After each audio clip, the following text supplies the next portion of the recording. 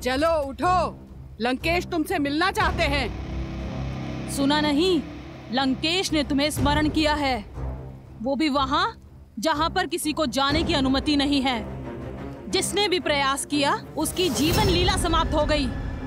यदि मिलना है तो यहाँ आ जाए, मैं कहीं नहीं जाऊंगी। बंदी होकर भी इतना अभिमान, इतना अहंकार। मत भूलो कि लंकेश की दया पर अब तक जीवित हो। भय का चिन्ह तक नहीं दिखाई दे रहा है मुख पर। भय उन्हें लगता है जिन्हें स्वयं पर विश्वास नहीं होता। लगता है तुम्हें बलपूर्वक ले जाना होगा। त्रिजटा, उठाओ इसे। चल उठ।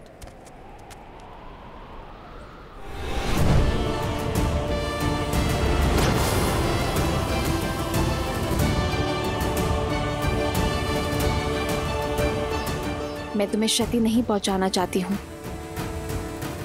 जानती हूँ तुम केवल अपने महाराज के आदेश का पालन कर रही हो।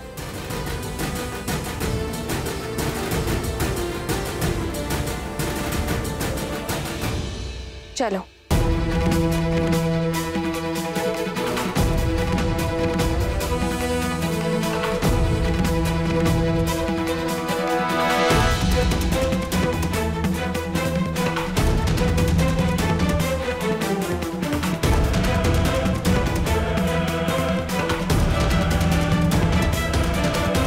तुम्हारे अभिमान और निर्भयता दोनों का अंत होने को है।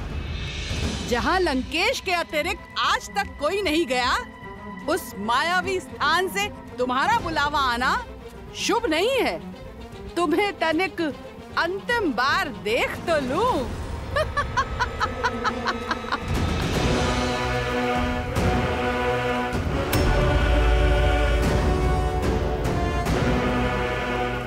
चलो।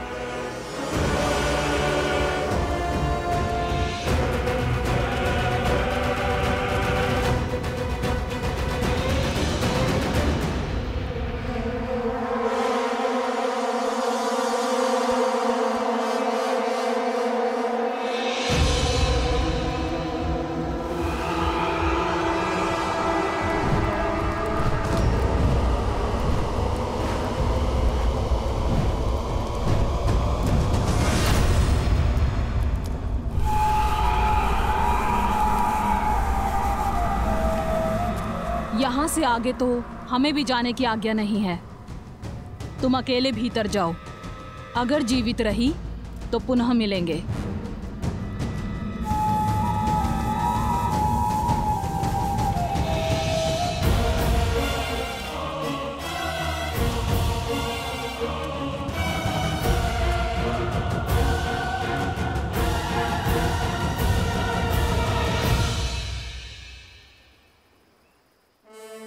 प्रणाम महाराज सुग्रीव। प्रणाम मुख्यमंत्री जामवंत। प्रणाम श्री राम। आसन ग्रहण कीजिए।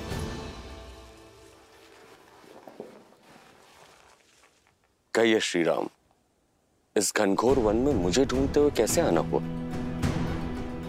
निर्वासित हूं, सैन्यहीन हूं, परंतु जो भी बन पड़ा मैं अवश्य करूंगा।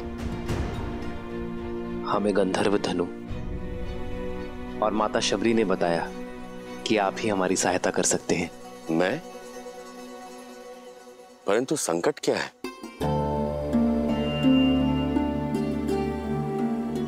मैं अनुज लक्ष्मण और भार्य सीता के साथ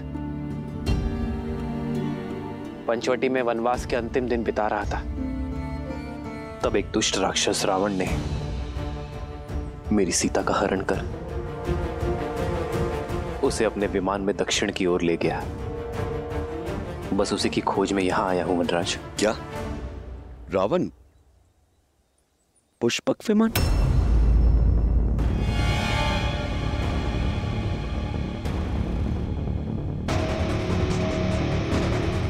क्या हुआ वानरराज?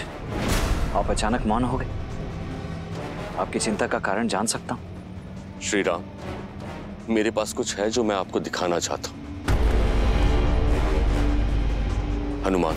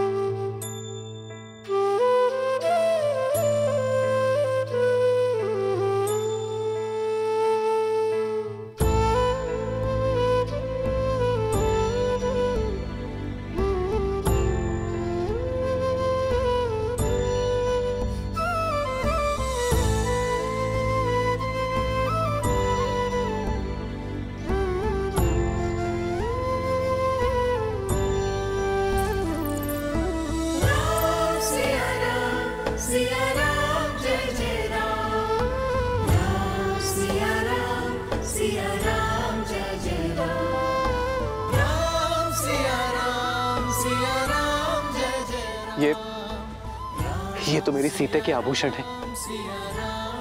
ये आपको कहां से मिले महाराज? मेरे वानरों को वन में मिले थे। उन्होंने बताया कि हम वन में भोजन इकट्ठा कर रहे थे, तभी आकाश से आकर ये गिरे। हमने देखा एक विमान में कोई राक्षस किसी स्त्री को ले जा रहा था। यानी मेरी सीता, मेरी सीता पीड़ा में थी। वो मुझे सहायता के लिए पुकार रही थी और मैं उसकी सहायता नहीं कर सका। लक्ष्मण, ये मेरे सीते के ही आभूषण है ना? देखो लक्ष्मण। क्षमा कीजिए भैया, परंतु मैं इन आभूषणों को नहीं पहचानता। आज तक मैंने भाभी माँ को केवल उनके चरणों से ही देखा है। मैं तो उन्हें उनके चरणों से ही पहचानता हूं भैया। उनसे दृष्टि मिलाकर बात करने का दुस्साहस आज तक नहीं किया मैंने। अन्य आभूषणों का तो ज्ञात नहीं, किंतु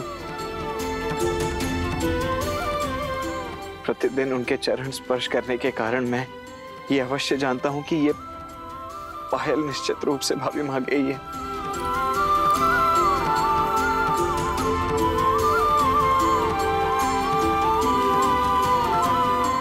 मैं आपकी पीड़ा समझ सकता हूं। अपनी पत्नी से विरह और हरण का दंश मैं भी झेल रहा हूं। विलाप मत कीजिए। कदाचित नियति ने हमारे पथ किसी उद्देश्य से ही मिलाए हैं।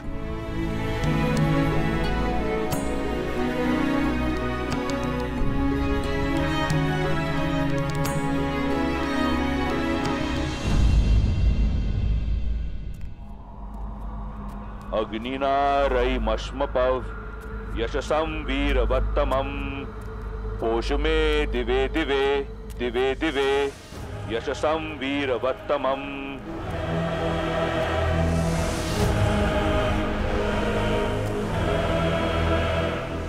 मेरे ज्ञान के गर्भगृह में स्वागत है तुम्हारा। आओ बैठो।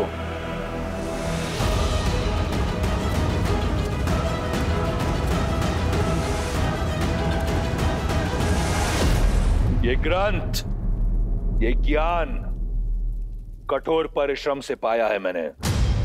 वेद, पुराण, शास्त्रों में सबसे बड़ा ज्ञानी हूं मैं।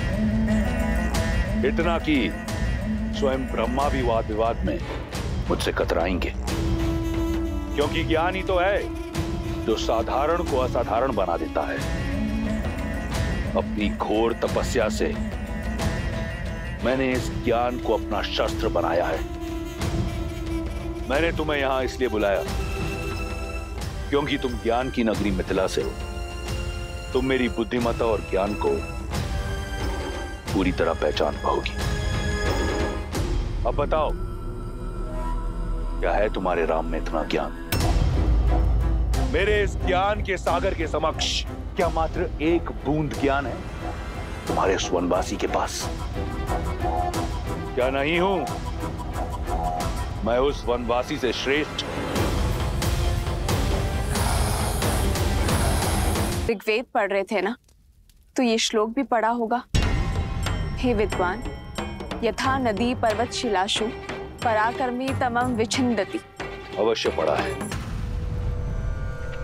खंड 2 सर्ग 41 श्लोक 17। हे विद्वान, यथा नदी पर्वत शिलासु पराक्रमी तम विचिन्दन्ति तथैव विद्वान स्वबुद्ध्य एवं पौराणिक कथानानि प्रचारकानि जनाशयति। रुक क्यों गए? श्लोक पूरा पढ़ो। शिष्ट वचने उदात्त करुणा च स्त्रिय प्रणमाम इति। श्लोक पढ़ा, पर अर्थ कदाचित नहीं समझा होगा। मैं बताती हूँ, जिसका अर्थ है, हे विदुषी, जिस प्रकार नदी का तीव्र भाव अपने साथ ऊंचे पर्वतों और शक्तिशाली चट्टानों को चकनाचूर कर देता है, उसी प्रकार एक स्त्री का ज्ञान हर मिथ्या, हर भ्रम को तोड़ने में सक्षम है। हमें अपने करुण भावों और आचरण से ऐसी स्त्रियों के सामने नतमस्तक होना चाहिए।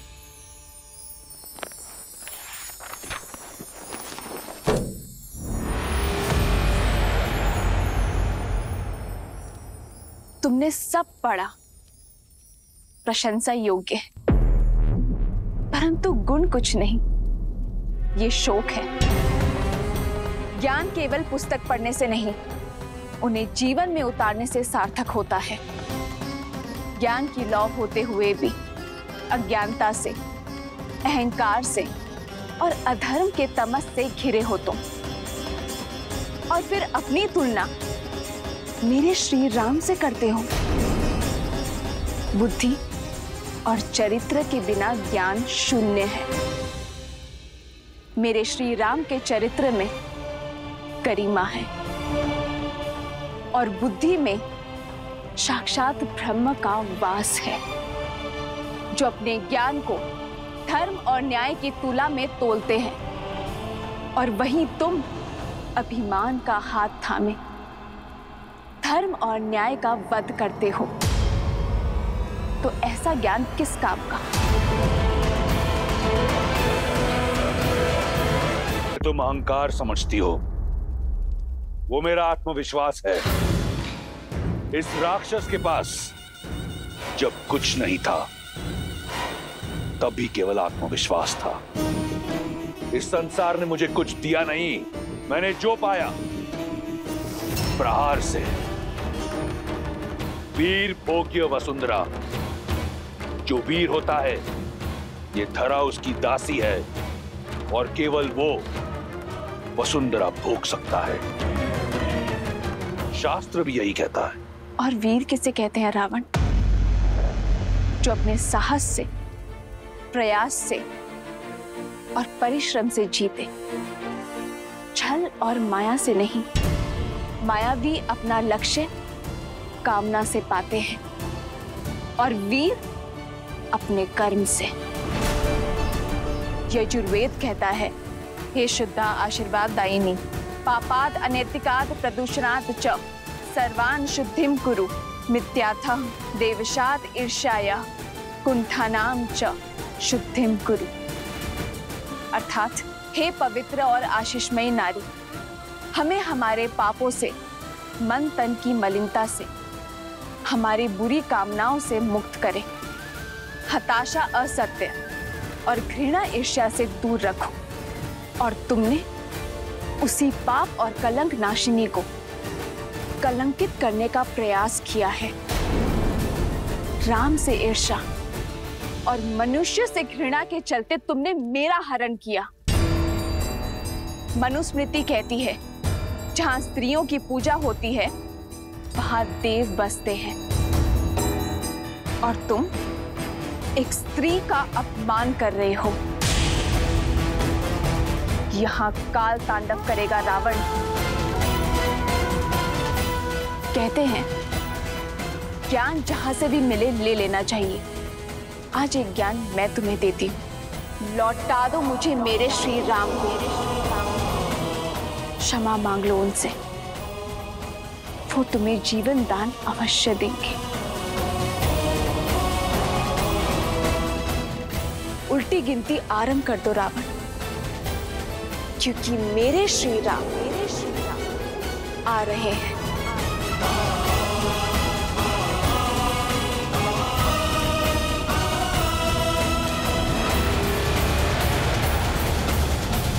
हमारे यहाँ आने का प्रयोजन तो आपने जान लिया वानर राज, परंतु अपने कष्ट का कारण अब तक नहीं बताया आपने। आप इस पर्वत की ओट में क्यों छिपे हैं? और आपसे आपका राज्य, आपकी पत्नी कैसे छिन गए? राजपाट की ना तो मुझे कभी चाह थी और ना ही कभी आशा। मैं तो अपने भाई किष्किंधा नरेश बाली की छत्र छाया में ही प्रसन्न था।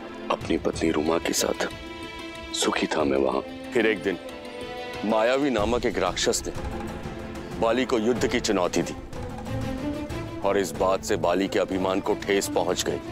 बाली को वरदान प्राप्त था कि जो उससे युद्ध करेगा उसका आधा बल बाली में आ जाएगा। परंतु मायावी और बाली के युद्ध ने मेरा पूरा बल ही छीन लिया, मेरा पूरा जीवन ही बदल दिया। बाले, बाले, कहाँ छुपकर बैठा है कायर? लड़ मुझसे, युद्ध कर। आज तेरा बल धराशायी होगा। बाहर निकल।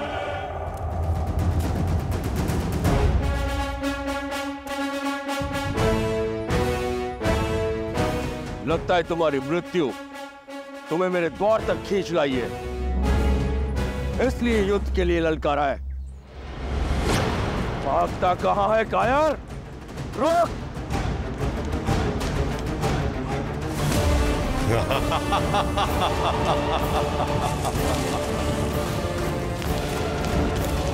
भैया एक क्षण रुकिए, सोचिए। पहले मायावी किष्किंधा आकर आपको ललकारता, फिर यहाँ गुफा में आकर छिप जाता।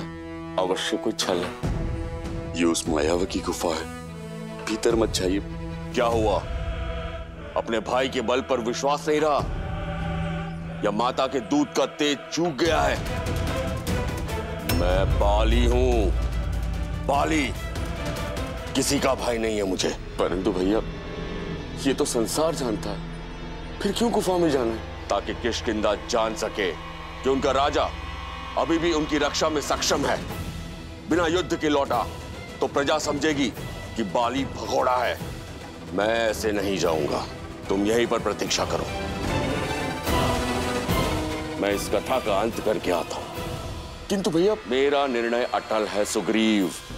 और सुनो, यदि गुफा से दूध की धारा निकलती है तो समझना कि मायावी मारा गया, क्योंकि मायावी के रक्त का रंग श्वेत होता है। और यदि रक्त बहता दिखे तो जान लेना कि इस बाली का अंत हुआ। भैया राज सिंहासन कांटों का होता है सुग्रीव, उसे अपना बनाए रखने के लिए रक्त बहाना पड़ता है, कभी शत्रु का या कभी स्वयं का। यदि रक्त की धारा बहे और मैं लौट के ना आऊं, इस गुफा को बंद करके किष्किंधा का संचालन करना, ताकि मायावी दोबारा संकट ना बन सके।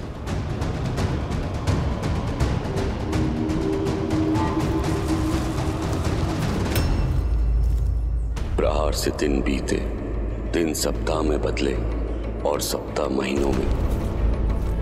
मैं मन में आस लिए 1 वर्ष गुफा के बाहर बैठा रहा मैं, किंतु ना तो मायावी बाहर आया और ना ही बाली। फिर एक दिन रक्त की धारा बाहर आई।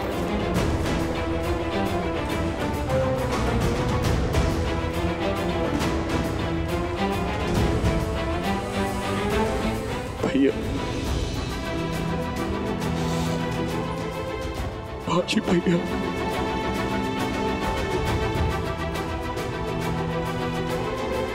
भैया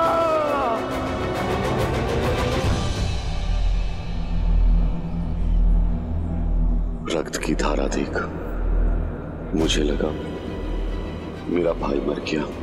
किसी भांति अपने आंसू रोक किष्किंधा की सुरक्षा का दायित्व उठाने चल पड़ा।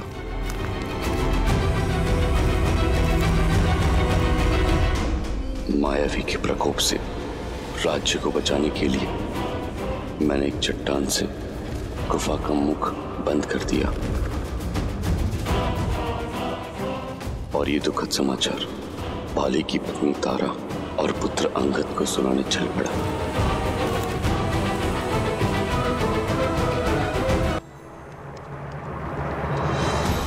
अपने भाई को मृत मान मैं वानर नियम निभाने लगा।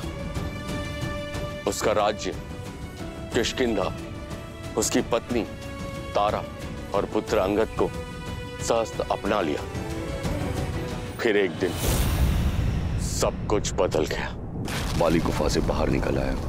वो रक्त की धारा बाली की नहीं, वो मायावी की माया थी। बाली मुझे ही नहीं समझा। वो मुझ पर उस गुफा में बंद करने का आरोप लगाने लगा और उसी के दंड स्वरूप मुझे राज्य से निष्कासित कर मेरी पत्नी को बलपूर्वक बंदी बना लिया। आज से तुम मेरी पत्नी हो।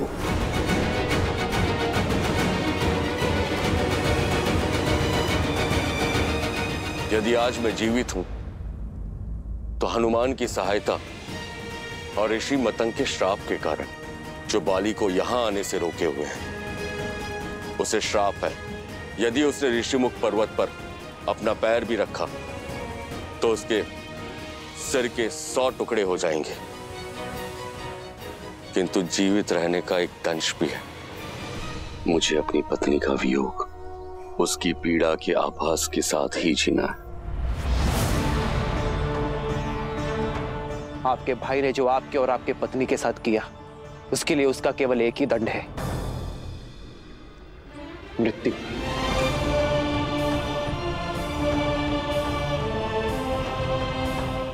आपका बड़ा भाई आपकी पत्नी के पिता समान है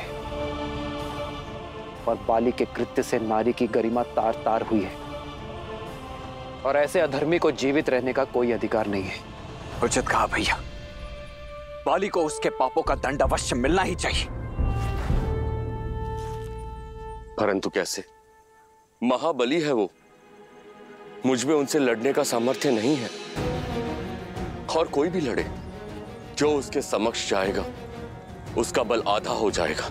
महाराज सुग्रीव, आप मन से भय को निकाल फेंकिए।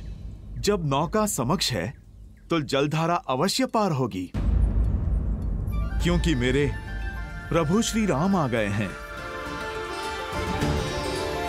जिनके स्पर्श से पत्थर में भी प्राण खिल जाए। महाराज सुग्रीव, वो अवश्य ही कोई मार्ग निकालेंगे। नियति ने आप दोनों को किसी उद्देश्य से ही मिलाया है। यदि आप प्रभु श्री राम से संधि कर लें तो आप में बल भी आ जाएगा और सामर्थ्य भी। हनुमान, संधि के अपने कुछ नियम होते हैं। वो या तो दो राज्यों के बीच होता है या दो राजाओं के बीच होती है, किंतु यहाँ ना राम के पास कोई राज्य है, ना ही तुम्हारे पास। तो ये संधि किस आधार पर होगी? स्वामी, आपने सुना अंगद क्या सूचना लेकर आया है?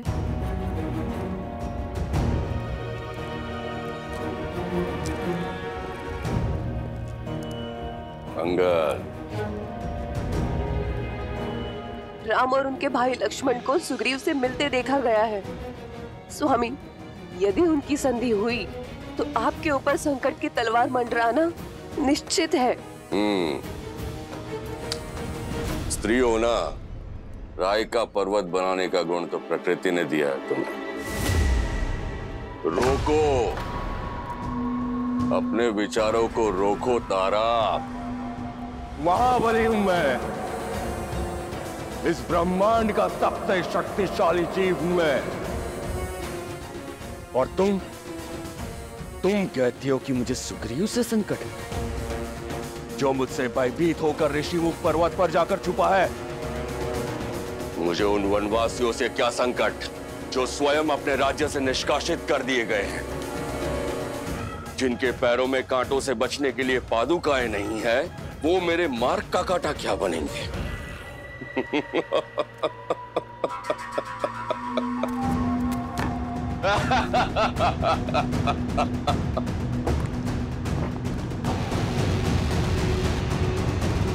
जो स्वयं परास्त है वो मुझे क्या हराएंगे?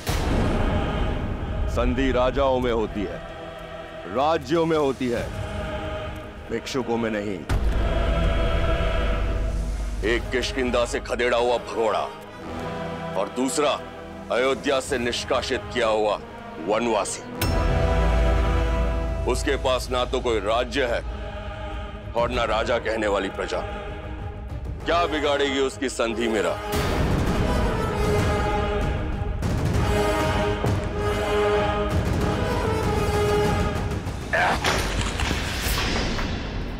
अंगद, पुत्र अंगद, उचित अनुचित का निर्णय बल से होता है। यही युद्ध नीति है और यही राजनीति।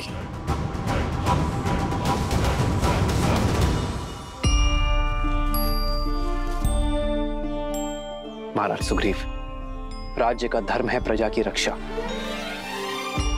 और सेना होती है धर्म रक्षा की शक्ति। परंतु ये गुण एक और भाव में है,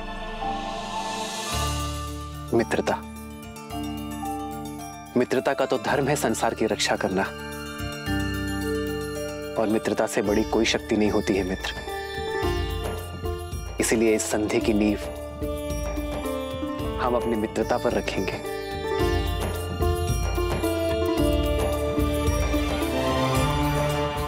मित्रता एक ऐसा बंधन है जो हर संबंध से ऊपर है। हम अपना मित्र स्वयं चुनते हैं, और वही हमारा जीवन, हमारा पथ, हमारा व्यक्तित्व और हमारा भविष्य निर्धारित करता है। मित्रता से बड़ा और सच्चा दूसरा कोई संबंध नहीं है। जिसने अपने जीवन में एक श्रेष्ठ मित्र बना लिया, उसने राज्य और राज्य का सुख सब पा लिया मित्र।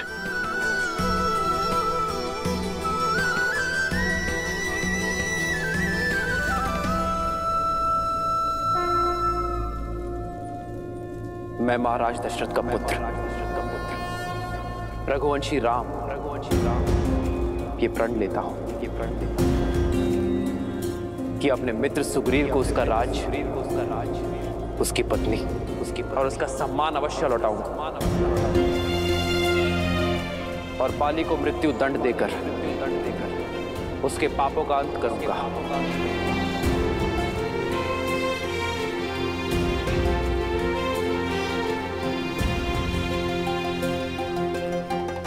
और इसके बदले ना ही मुझे सुग्रीव से कोई आशा है और ना ही कोई मांग। प्रभु श्री राम की जय, प्रभु श्री राम की जय। धन्य हैं आप प्रभु, आप धन्य हैं।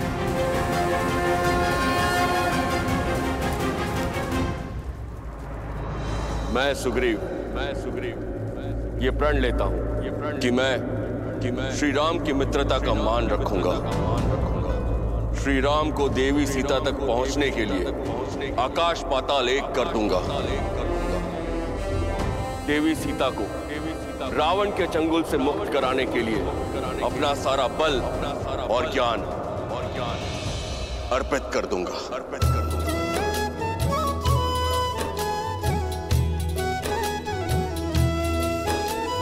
तब हनुमंत उभय दिशि की सब कथा सुनाई, पावक साखी दे करी जोरी प्रीत दृढ़ाई।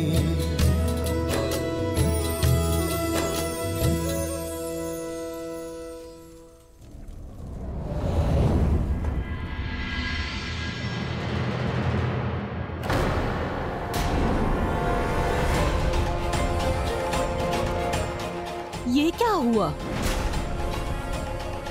ये लंकेश के पास से सुरक्षित कैसे आ गई? क्या रहस्य हो सकता है इसका? इस कक्ष में जाने वाला और महाबली लंकेश के साथ शास्त्रार्थ करने वाला कभी सर उठा के वापस नहीं आया, और तुम? हमें अनदेखा मत करो सीता, हमारे प्रश्नों का उत्तर दो।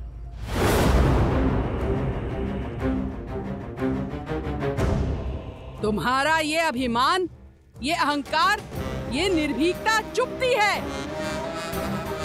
त्रिजटा, जैसे इसको छूते ही हमारे हाथ जल गए थे, वैसे ही हम आज इसके साथ इसके अभिमान को स्वाहा कर देते हैं।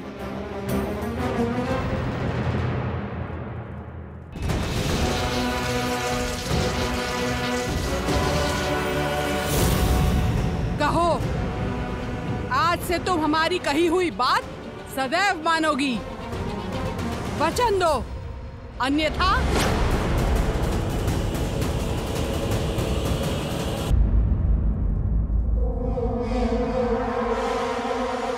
ये क्या हो रहा है यहाँ?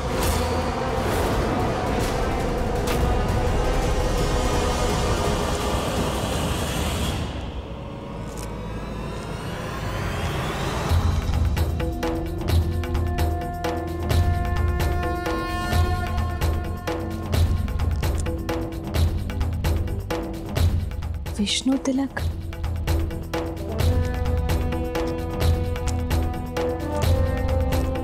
यह धर्म करने का दुस्साहस कैसे किया तुम दोनों ने? लंका के आतिथ्य को बुलाकर लंकेश के अतिथि के साथ ऐसा दुराचार! जाकर बताओ मैं लंकेश को, इनकी देखभाल की आज्ञा का निरादर कर अपनी सीमाओं को लांघ रही हो तुम दोनों। फेंको, फेंको खड़क। भूल हुई हमसे, क्षमा कर दीजिए। लंकेश से कुछ मत कहिएगा। ऐसी भूल आगे से नहीं होगी। इसे मेरी अंतिम चेतावनी समझो। जाओ यहां से।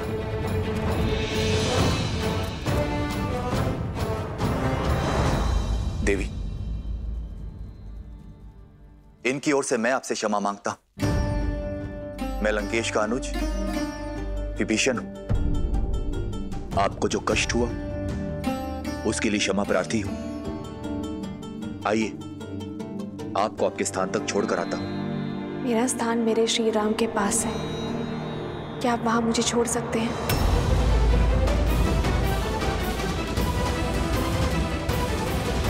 आपकी पीड़ा अब से मेरी हुई मित्र, इसलिए बिना एक पल व्यर्थ किए अपना राज और अपनी पत्नी को पुनः पाने का मार्ग प्रशस्त कीजिए। कैसा मार्ग?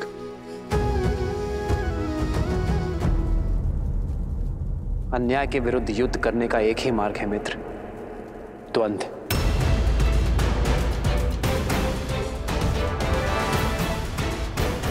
आप बाली को द्वंद्व युद्ध के लिए चुनौती देंगे। क्या? बाली से युद्ध?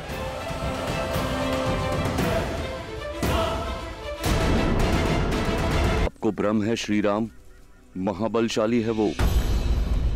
मैं बाली को मारना तो दूर, उसके सामने कुछ पल तक टिक नहीं सकता। यदि मैं उसको युद्ध में परास्त कर सकता तो यहां भगोड़ों की भांति मैं छिपता क्यों? मुझे आशा नहीं थी कि आप मुझे आत्महत्या का मार्ग सुझाएंगे। श्री राम, आपने मुझे बाली के वध का वचन दिया है और यहां तो आप उसके हाथों मेरा ही वध करवाने लगे। मुझे मेरा वचन स्मरण है मित्र, किंतु आप अपनी आत्मशक्ति को भुला चुके हैं। कहां है वो सुग्रीव जो बाली की अनुपस्थिति में समस्त किष्किंधा को संभालता था? मित्र केवल उसकी सहायता करते हैं जो संघर्ष से भागते नहीं बल्कि उसमें भाग लेते हैं। ये युद्ध आपका है मित्र, और जो अपना युद्ध स्वयं नहीं लड़ते उसका हाथ तो नारायण भी नहीं थामते। इसलिए पहला पग बढ़ाएं, बाली को युद्ध के लिए चुनौती दें और रघुकुल के वंशज के वचन का पालन उन्हीं पर छोड़ दें।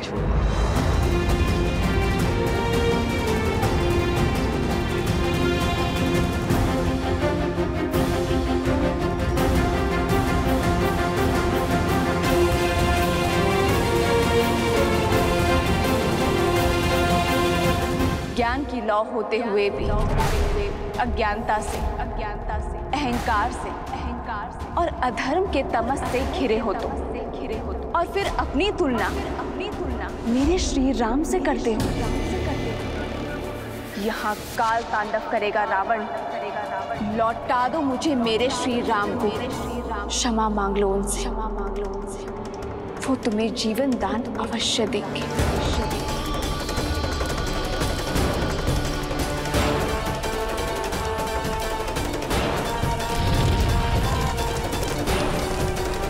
यदि तुम ना माने तो तुम्हारा ये ज्ञान भी मेरे श्री राम के क्रोध से नहीं बचा पाएगा।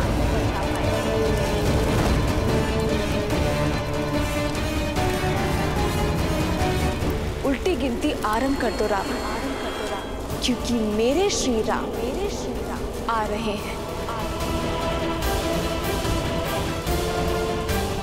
मैं लंकेश दशानन रावण ये शपथ लेता हूं, एक दिन सीता मेरी अवश्य होगी।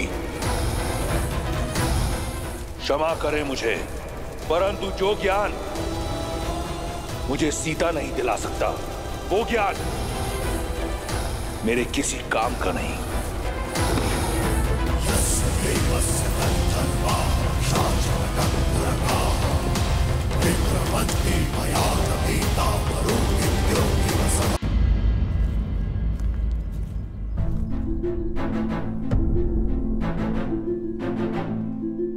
सबकी चिंता हरने वाले प्रभु श्री राम के आगमन के बाद भी आपके मुख पे चिंता का भाव क्यों महाराज? महाराज की चिंता अकारण नहीं है हनुमान। बाली के बल से श्री राम अनभिज्ञ हो सकते हैं, किंतु हम सब परिचित हैं। जामवंत जी उचित कह रहे हैं। बाली की शक्ति के समक्ष वानर श्रेष्ठ अधिक समय तक टिक नहीं पाएंगे। पर कदाचित आप लोग प्रभु श्री राम के बल से परिचित नहीं। सहस्त्रों राक्षसों का संहार करने वाले मेरे प्रभु श्री राम हैं वो। अपने वचन पे अडिग रहने वाले सूर्यवंशी हैं वो। उनका वचन व्यर्थ नहीं हो सकता। अच्छा जामवंत जी, आप बताइए, मेरे बल बुद्धि पे तो कोई शंका नहीं है ना आपको? महाराज, मेरा सामर्थ्य तो मेरे प्रभु के चरणों की धूल जितना भी नहीं है। मेरी शक्ति का स्रोत मेरे प्रभु श्री राम की भक्ति ही तो है, जिनकी कृपा से मैं बली हूं। उनके बल पे संदेह उचित नहीं महाराज। हनुमान, तुम्हारी शक्ति और भक्ति दोनों पर स्वयं से अधिक विश्वास है मुझे, किंतु मेरी शंका का कारण बाली का असमित बल है। वो बाली जिसके नाम से तीनों लोग थर थर कांपते हैं। सहस्त्र बाहु को पराजित करने वाला, बड़े बड़े राक्षसों का नाश करने वाला है बाली। उससे युद्ध करने वाले की आदि शक्ति हर लेता है बाली। इस प्रकार वो अपने हर शत्रु से अधिक बलशाली। भला श्री राम और लक्ष्मण जैसे युवा योद्धा कैसे युद्ध कर पाएंगे उनसे? उनका सामना कैसे कर पाएंगे? मेरे भैया श्री राम के सामर्थ्य पर प्रश्न चिन्ह उठाने से पूर्व एक बार भी आपने नहीं सोचा कि उसके पश्चात आप मेरा सामना कैसे करेंगे? मेरे भैया राम ने आपकी ओर तो बिना किसी लोभ के मित्रता का हाथ बढ़ाया। उन्होंने तो संदेह नहीं किया आपके बल पर। मित्रता जैसे पवित्र संबंध की नींव यदि विश्वास पर न रखी जा सके तो उसका धराशायी होना निश्चित है। यदि मेरे भैया श्री राम ने कहा है कि बाली का वध करने में वो आपकी सहायता करेंगे, तो अब तो नियति भी उनके मार्ग का कांटा नहीं बन सकती है। क्षमा चाहता हूं लक्ष्मण, किंतु मेरी शंका व्यर्थ नहीं है। श्री राम मुझे बाली से द्वंद्व करने के लिए कह रहे हैं। मुझसे बहुत शक्तिशाली है वो, मैं उसे कभी हरा नहीं पाऊंगा। और यदि श्री राम बाली को मारने में असमर्थ रहे तो मैं मृत्यु को प्राप्त करूंगा और सदा के लिए बाली के पाश में बंधने का विष मेरी पत्नी को पीना होगा। और यही नहीं, मेरे अपनों का क्या होगा? जिनका जन्म ही संसार की पीड़ा हरने के लिए हुआ हो, उन मेरे भैया राम की उपस्थिति में ऐसा हो जाए, ये संभव नहीं है वानर राज। लक्ष्मण,